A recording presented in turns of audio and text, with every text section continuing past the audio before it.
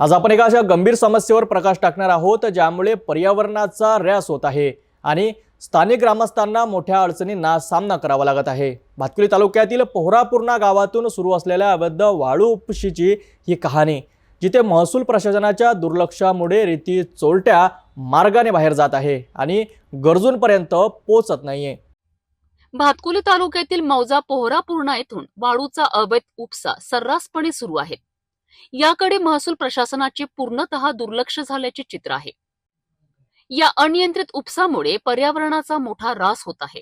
विशेष म्हणजे गावामध्ये घरकुल योजनेचे अनेक मंजूर लाभार्थी असून त्यांना रेती अभावी बांधकामात अडथळे येत आहेत। दुर्दैवाने त्यांच्या शेजारील वाळूचा उपसा होऊन ती बाहेरच्या ठिकाणी विकली जात आहे। पोहरापूर्णासाठी नावेड गावातून रेती घाट उपलब्ध करून देण्यात आला असला तरी गावाशेजारील वाळू चोरट्या मार्गाने जात असल्याने ग्रामस्थांचे मोठे नुकसान होत आहे। या डेपोतून कोणीही रेती आणण्यास तयार नाही, कारण त्यांना जवळची रेतीच उपलब्ध करून देण्यात यावी अशी त्यांची मागणी आहे। तसेच अवैध मार्गाने चालणाऱ्या या रेती साठ्यावर कठोर कारवाई करण्याची मागणीही ग्रामस्थ करीत आहेत। या जिल्ह्याचे महसूल मंत्री तथा पालकमंत्री नामदार चंद्रकांत बावनकुळे यांनी विधानसभेत हा मुद्दा मांडला होता।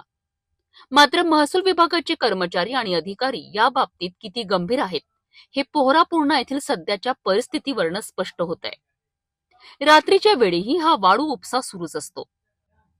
हनुमान मंदिराच्या बाजूला 5 ते 6 फूट खोल दरीतून सर्रासपणे अवैध वाळू उपसा केला जात आहे, ज्यामुळे मुख्य रहदारीच्या मार्गाचीही दुर्दशा झाली आहे। आता महसूल विभाग यावर काय कारवाई करतो याकडे परिसरातील ग्रामस्थ आणि लाभार्थ्यांचे लक्ष लागून राहिले आहे। या गंभीर परिस्थितीकडे प्रशासनाचे लक्ष वेधले आहे। तरी होती पोहरापूर्णा येथील अवैध वाळू उपशीची गंभीर परिस्थिती। प्रशासनाच्या दुर्लक्षामुळे स्थानिक ग्रामस्थ आणि घरकुल लाभार्थी मोठ्या अडचणींचा सामना करावा लागत आहे। आता प्रश्न हाच आहे की महसूल विभाग यावर कधी आणि कोणती कठोर कारवाई करणार।